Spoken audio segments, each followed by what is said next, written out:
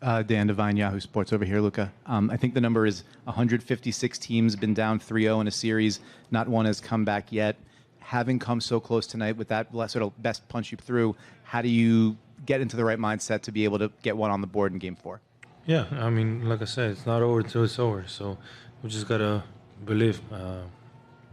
Like I always say, it's first to four. We're going to stay together. We lose together, we win together. So we got to stay together. The Mavericks are on the brink of elimination after the Celtics' dynamic duo of Jaylen Brown and Jason Tatum out-duel Luka and Kyrie in a pivotal Game 3. How it went down in Game 3 of the NBA Finals. This is Inside the Mavs.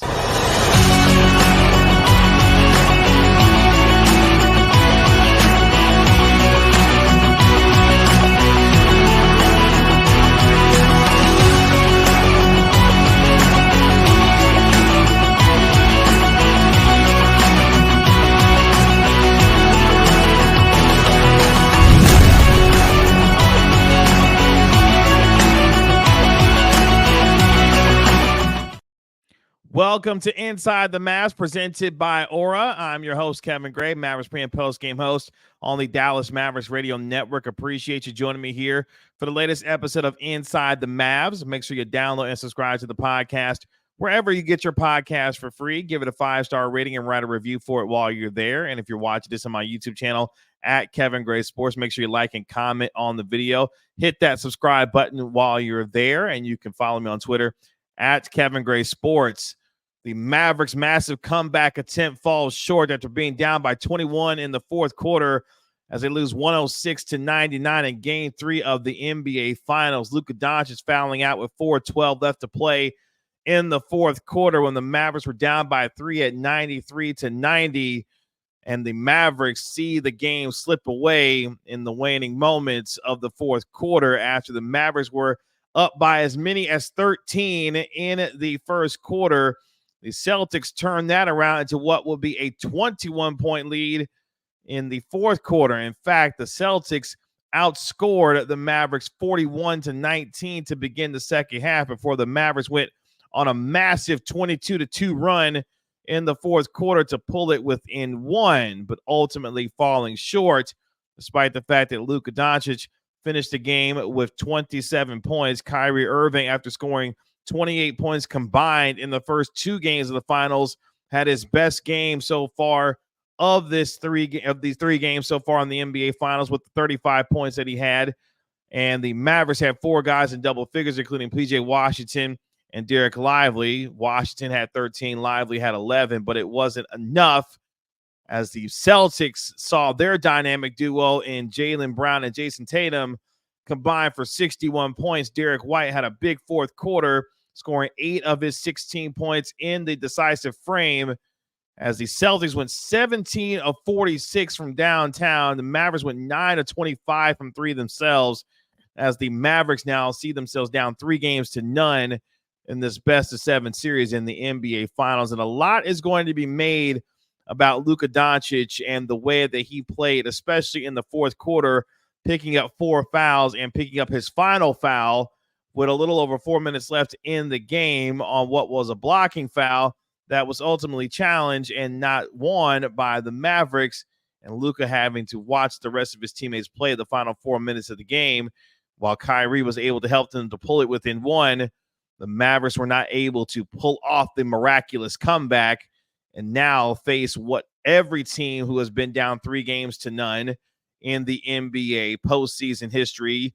Teams that are down 3-0 are 0-156 when trying to win that series. Only a handful of teams have even forced it to a Game 7. And even though Luka Dončić, as you heard at the beginning of the show, says, look, it's not over until it's over, it feels like in a lot of ways it is. And how we got there is going to be talked about for quite some time because, yes, we will talk about the foul hunting that Luka Dončić maybe have been doing or was doing during the course of Game 3, whether he was complaining to officials not getting back on defense that led to transition threes like the one that Sam Hauser hit in the first quarter.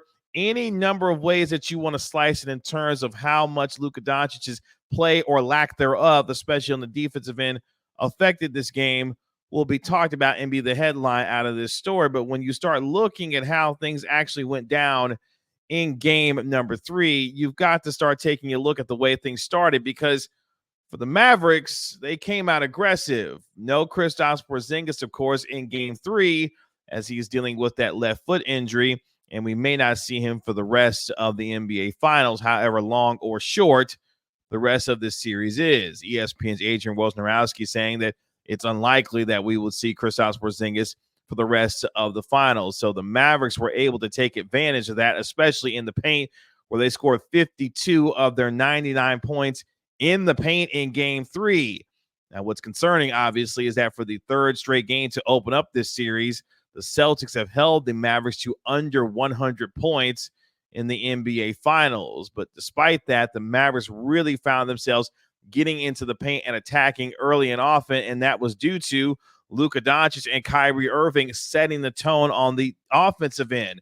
The Mavericks started off the game with a 9-2 start in the first 2 minutes of the game, and they had the Celtics calling a timeout less than 2 minutes into the first quarter. In fact, the Mavericks led 13-5 4 minutes in after a Daniel Gafford dunk. Again, talking about getting into the interior that the Mavericks needed to do in the paint, and that was off of a P.J. Washington assist. In fact, the Mavericks started 11 of 16 from the field in the first quarter, in the first 7.5 minutes, as Kyrie and Luka each had 9 points apiece, combining for what was 18 of the Mavericks' first 25 points of the first quarter. In fact, they led 25-12 with 4.5 minutes left in the first. And one of the things that you saw early on was Kyrie Irving and Luka Dončić getting downhill, attacking the rim, and being able to push it in transition off of Celtics misses, which is something that you've got to be able to do in order to find yourself getting some easy buckets in transition, but more so being able to get some points in the paint. And I thought the Mavericks did a tremendous job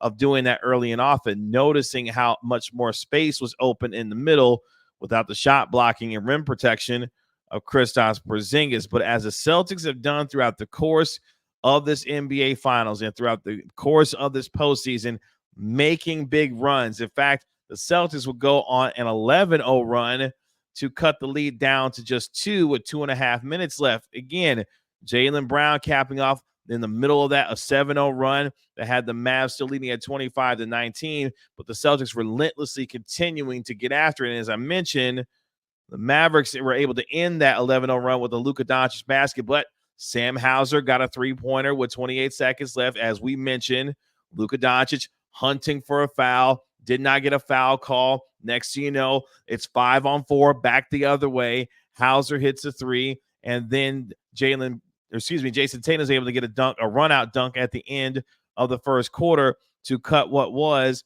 a 13-point deficit into just one, as the Celtics ended the final 4.5 minutes of the first quarter on an 18-6 run. That just shows you how well Boston is willing to maintain themselves.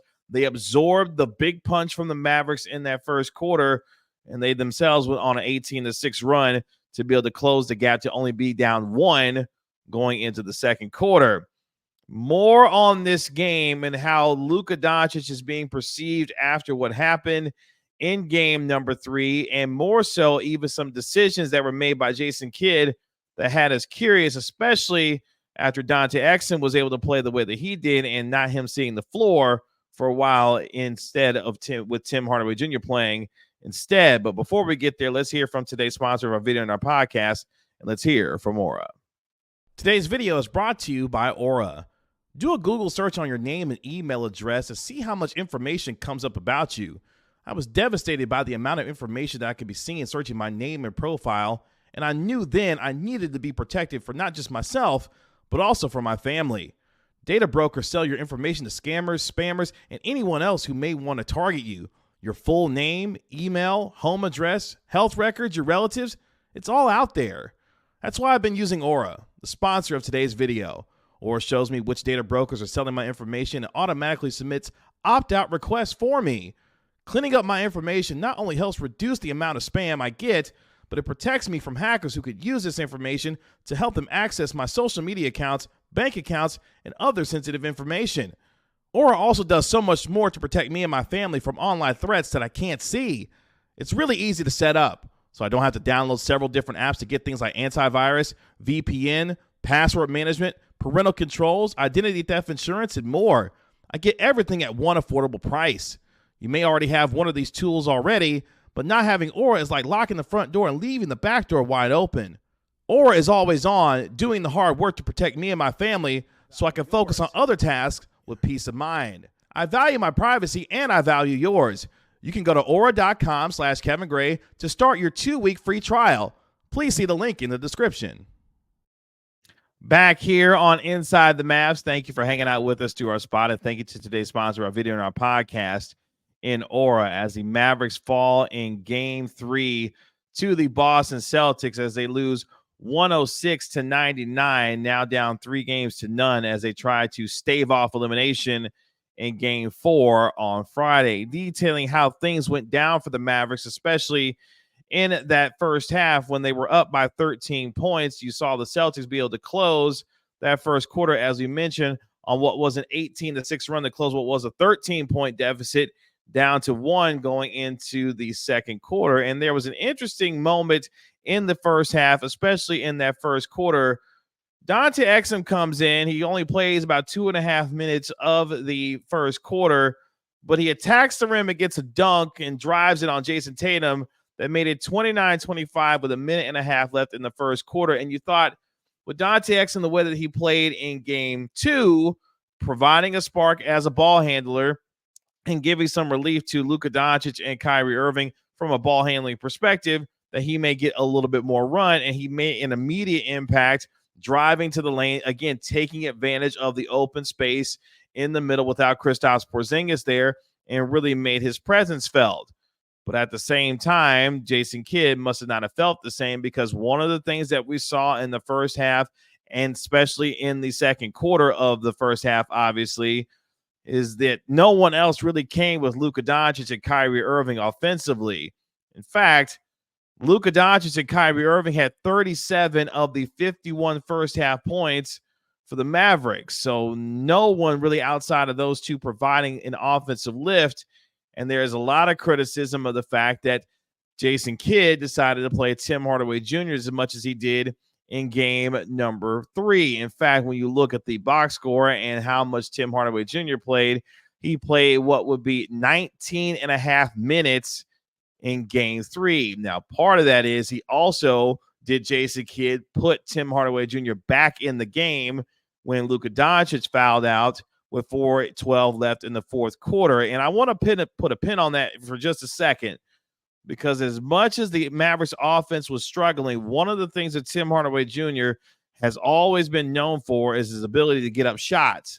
And if you're looking for a reason why Jason Kidd had Tim Hardaway Jr. in the game instead of Dante Exum or Jaden Hardy or whatever the case may be, because we did not see a lot of Derrick Jones Jr. in this game. In fact, Derrick Jones Jr. played just 15 minutes in Game 3, and that normally is not what happens for him at being a starter on this team. But looks like Jason Kidd was searching for something offensively and trying to push any kind of button that he had left, because we are at the point, unfortunately, where it seems like the Mavericks have run out of adjustments to be able to try and stop this Boston Celtics team. And it felt like this was the final move that Jason Kidd had to resort to in order to try to find some offense, because he has not played Tim Hardaway Jr. in significant minutes. In fact, THJ hasn't made a shot since May the 18th. So that just gives you an idea about the level of desperation that Jason Kidd must have felt that he had to turn to in order to insert Tim Hardaway Jr. into the lineup. Because one of the things that we have not had to see for the Mavericks throughout the course of this postseason is them have to use that final move, that final chess piece, to try and make an adjustment to a team. They haven't had to do that because of the way that they've been able to handle their business, obviously, against the Los Angeles Clippers, and then the Oklahoma City Thunder, and then the Minnesota Timberwolves, doing them and closing them out in 5 games. Now you've had to see the Mavericks throw all the types of adjustments that they had at their disposal, and unfortunately, they had to go to the one that they really probably didn't want to have to use in Tim Hardaway Jr., and unfortunately, it did not work out for him at all. In fact, going 0 of 5 from the field and what was 0 of 3 from the three-point line. So for folks who are upset at the fact that Jason Kidd played Tim Hardaway Jr., I'm looking at it from the perspective of that might have been the last thing that Jason Kidd could try to do to create some kind of offense outside of Luka and Kyrie, because when you look at the second quarter, the Mavericks went on what was a 3-minute field goal drought before Kyrie Irving knocked in a three-pointer midway through the first quarter to give the Mavericks what was a 36-35 lead at that point. And that's when Kyrie started to heat up. He had 11 of his 20 first half points in that second quarter, really getting going from the three-point line. Not only the three-pointer that he had to give the Mavericks a brief lead at 36-35 with 6:13 left in the second quarter. He hit another one to put the Mavericks back out front, 41-40 with 4:15 left in the first half. Then he got to 20 points, hitting his third straight three to give the Mavericks what was a 4-point lead at the time at 44-40 with 3:41 left in the first half. So Kyrie Irving, who hadn't made a three in the first two games of the NBA Finals, really got cooking from the three-point line, especially in that first half. And they needed his three-point shooting, especially the way that the Boston Celtics continue to get up shots. You look at what happened in the second quarter based on some of the numbers there.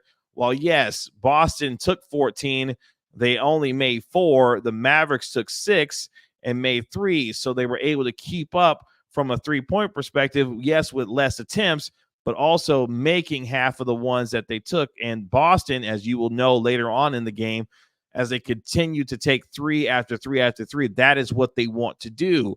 But the Mavericks, I thought, led by Kyrie Irving's aggressiveness, was particularly good in the first half, but they couldn't get anyone else to come with Luka Dončić and Kyrie Irving from a scoring perspective. Derek Lively would get a dunk off of a PJ Washington assist. They made it 50-48 late in that first half. But when you look at what they were able to do, the Mavericks got a lot out of Kyrie Irving. They shot 40% in that second quarter, but Irving was the one setting the tone in the first half with his scoring ability. And even with them being only up by 1, you could feel, and I could see it on my timeline, where there was a little bit of trepidation about the fact that, yeah, Luka and Kyrie were cooking in that first half, but no one else really was able to build on that offensively. And Luka, as we go through his numbers, as we go through the rest of the show, really started to struggle after his first 7 shots. In fact, Luka started 5 of 7 from the game, but when you look at his final numbers and the way that he shot the ball, starting 5 of 7, Luka wound up going 6 of his last 20 for the game.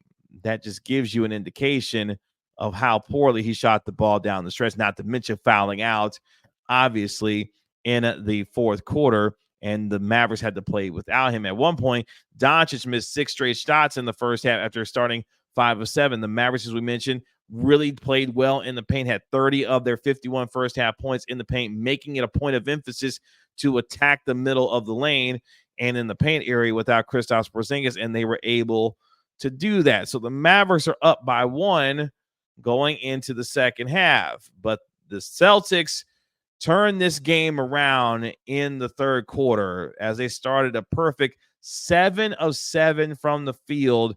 They went on what was a 14-8 start to begin the period, using an 8-0 run in the middle of that to take a 66-59 lead after they were down 59-58 with 9.5 minutes left in the third. They maintained that 8-point lead with just 3.5 minutes left as Jaylen Brown and Jason Tatum got things going in that third quarter. They combined for 18 of the first 23 points of that period for Boston. And this is where the duo that has been so good throughout the postseason for the Celtics, they were able to put their stamp on this game. And we've seen time and time again, and you saw it in the fourth quarter as well. When the Celtics needed a bucket, they turned to Jaylen Brown to stop a run. He hit that bucket in the fourth quarter with a minute left to put them back up by 4 to basically seal the game for Boston, which we'll get to in a little bit. But I use that as an example because this duo, who combined for 61 points in game number 3, was the difference. And you say, Kevin, well, Luka was a +9, Jason Tatum was a -4, but guess who finished the entirety of the game with only 2 personal fouls? Yeah, that was Jason Tatum. Jaylen Brown only had 3 fouls in the game. My point is, their stars were available and have learned throughout the course of their careers, not only having lost in the NBA Finals a couple of years ago, but learning through the battles that they've gone through to order to get to this point, that they've learned how to sacrifice and remain available and do what they've had to do to be there for their teammates. But back to that third quarter, they started off extremely well. In fact, the Celtics outscored the Mavericks 35-19 in that third quarter and really took it to the Mavericks. By the time we get to the end of the third, the Mavericks, who had led by 1 going into the period, found themselves down by 15 at the end of 3. That's because the Celtics went hot from 3, going 5 of 11 from downtown and shot 65% from the field. Jaylen Brown had 15 points by himself. Luka and Kyrie combined for 14 points in that third quarter alone. In fact, they had 14 of the 19 points. Again, underscoring what was a difficult night for everyone else outside of Luka and Kyrie, and hence maybe why Jason Kidd felt like he had to turn to Tim Hardaway Jr. We say, Kevin, he's turned to Jaden Hardy. He's turned to Dante Exum. He should have went with those options more than he did Tim Hardaway Jr. And I don't necessarily disagree with you. I'm just telling you that might have been some of the logic that Jason Kidd was utilizing. Before we get to the fourth quarter, let's hear from Kyrie Irving and what he had to say post-game about his thoughts on how things went down, especially with what the Mavericks were facing in Game 3 of the NBA Finals. Take a listen. Dwayne Price, Mavs.com. Kyrie, when Luka fouled out, what was the mindset of the team, and also did you feel like at that time you had to take over the game? I mean, I don't think I really had a choice. It was unfortunate that the foul was called. Luka picked up his 5th and 6th, and I think in a matter of a 3-minute span or a 2-minute span. So it's tough, but we still had to figure out a way to win the basketball game. We put our best foot forward, especially being down 21. We easily could have packed up and folded, but we didn't give up. We kept playing, and the guys that were out there, we kept competing, and felt like we gave ourselves a chance to win down the stretch. They obviously made some big plays, some big shots, so you got to give them credit. But we got to play the way we played, being down 21 the whole entire game, playing with that pace, playing with that pride. That's what's got us here today. But when you're going against a good juggernaut offensive team like the Boston Celtics, they're going to make you pay for mistakes, and you got to give them credit.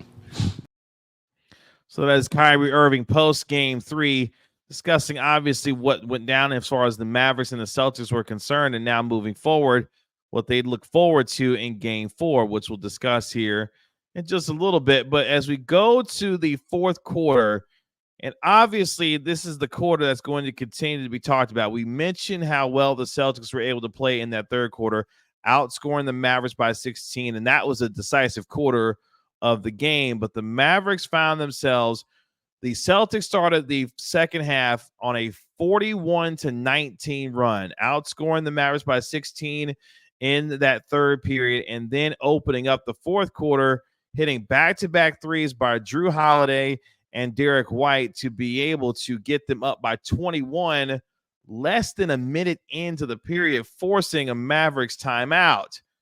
Now, the Mavericks, who were able to get themselves to climb back into it, they ended a Celtics 7-0 run with a Kyrie Irving jumper and make it 78-67 with a minute 50 left in the third. And PJ Washington knocked down a three-pointer to make it a 10-point deficit. But as we mentioned, the Celtics were able to be up by 15, and then they immediately put the pedal to the metal with back-to-back threes by, Jaylen Brown and Derek White, who made the Mavs force a timeout less than a minute into the period. And again, Celtics up by 21 at that point, 91-70, less than a minute in.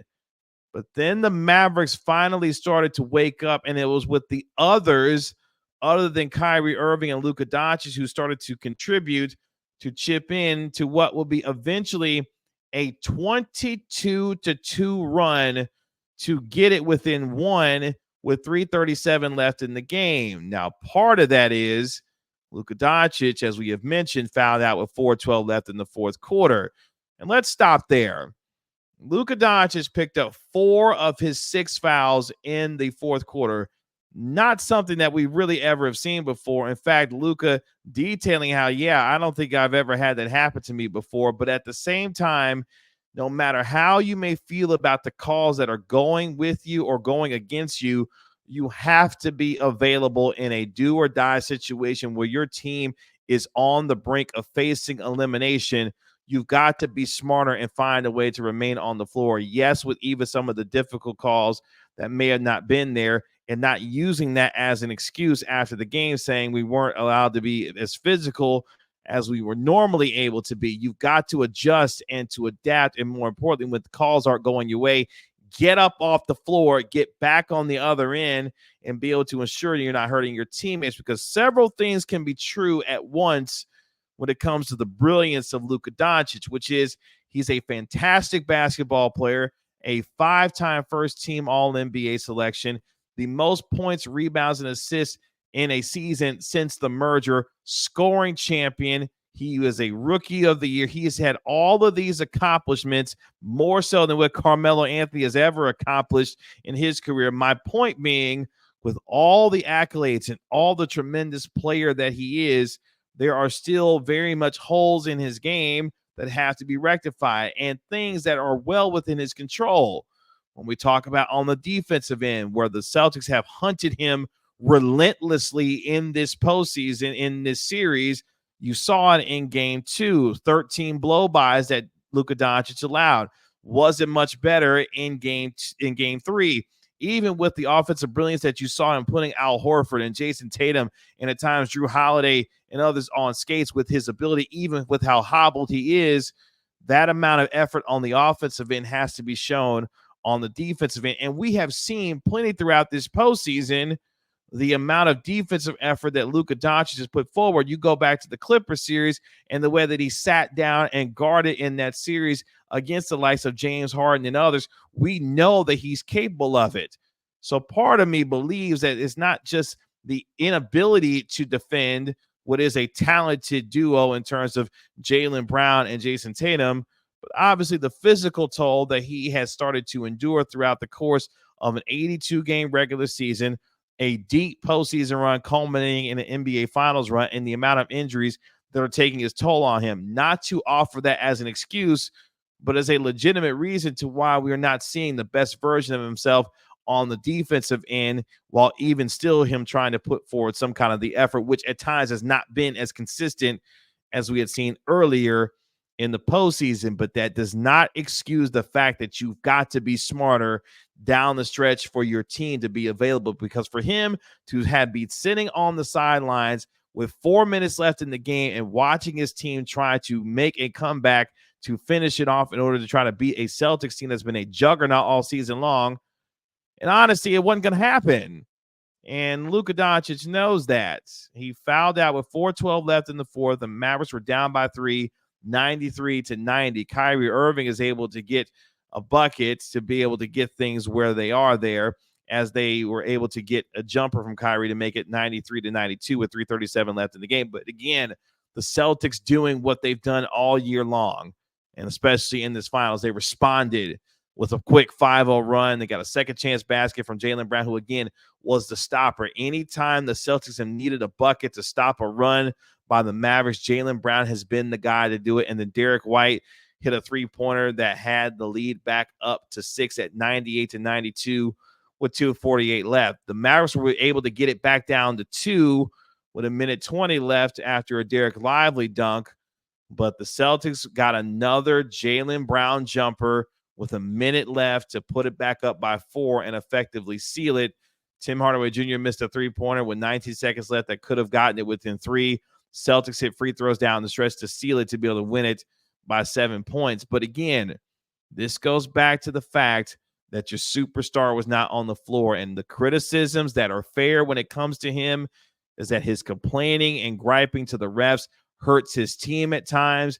Him yelling over to the bench, "You better bleep and challenge that call," when it was clearly a blocking foul. He was not in a guarding position to be able to initiate a charge there on Jaylen Brown. It was the right call based off of what had happened in that play, no matter how you may feel about it. But at the same time, you cannot put yourself in that position. I understand trying to make a play there, but you've got to be thinking about being on the floor, especially in a tight ball game. But this came down to the fact that Luka and Kyrie carried the offensive load as much as they did, but they could not get enough from anyone else. And then you start looking at the specific numbers of this game.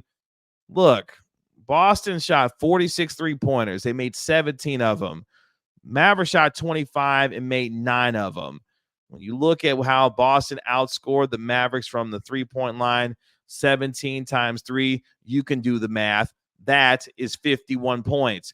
51 to what was 9 times 3, which is 27. The Mavericks got outscored by 24 from the three-point line. That disparity is what was a difference in the game, and that disparity came in the third quarter, as we mentioned, where the Celtics went 5 of 11 from downtown. They have bent the math and found ways to get up as many threes as they could, getting up another 46 in game 3, and that is what they want to do no matter who is playing or not playing.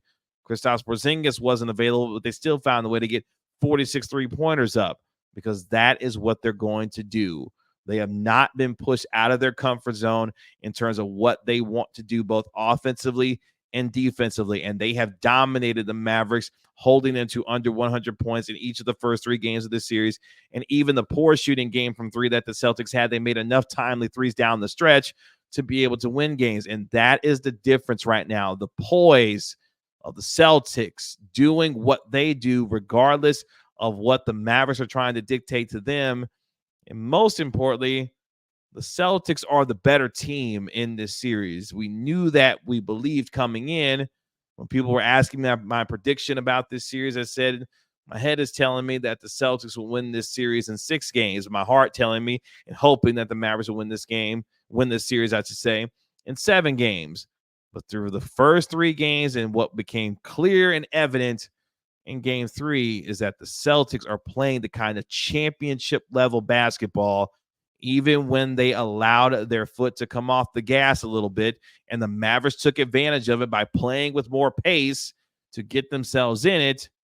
The Celtics were able to hold them off, and most importantly, your superstar wasn't available. Again, you can level the fair criticisms on Dončić based off the way that he performed. Inexcusable that he was unavailable for his team, having been disqualified with his 6 fouls. But now going into game 4, the Mavericks don't have time to lament on what happened to them in game 3, because now they've got to try to save their season to try to somehow get this thing back to Boston. The Larry O'Brien Trophy will be in the building on Friday night. The question is, will the Mavericks keep the Celtics from taking it with them back to Boston as champion, or will the Mavericks find a way to get themselves to a game 5 and go back to Boston with them and be able to try and extend this series as long as they can? That is up to the collective will of this team. But most importantly, it's superstar and Luka Dončić, who, regardless of how this finals ends, this is going to be a true learning experience for him to be able to learn and understand how to deal with your emotions and managing that through an NBA Finals. Luka Dončić talking about the whistles that did and didn't go his way in game number 3. Luka, what did you think of the whistles that went against you in the fourth quarter? I mean, I don't know. We couldn't play physical, so I don't know. I don't want to say nothing, but 6 foul in the NBA Finals, where basically I'm like this. Come on, man. Better than that.